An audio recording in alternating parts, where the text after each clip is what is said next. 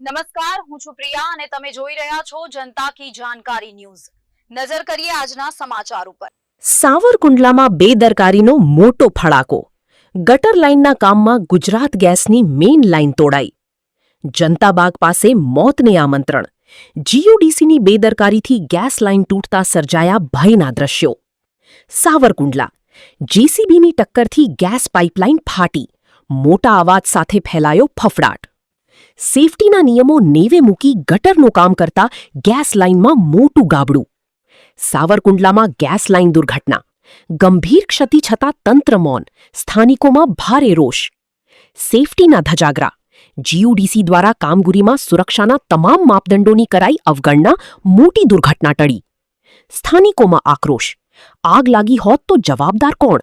તંત્રની બેજવાબદાર કામગીરી સામે લોકોનો ભારે રોષ।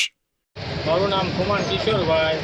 જનતા બાગની અમે ગટર લાઇનનું કામ ચાલુ હોવાથી ગેસની મેન લાઇન તૂટી અને લોકોના અફડાતફડી ગઈ હતી અને તંત્ર આમાં ધ્યાન આપે તો સારું। તંત્ર અત્યારે નિદ્રાધીનમાં હોય એવું દેખાય છે અને વહેલી તકે તંત્ર જાગે અને અનિસે બનાવ ન બને। આગ લાગી હોત તો જવાબદાર કોણ હોત?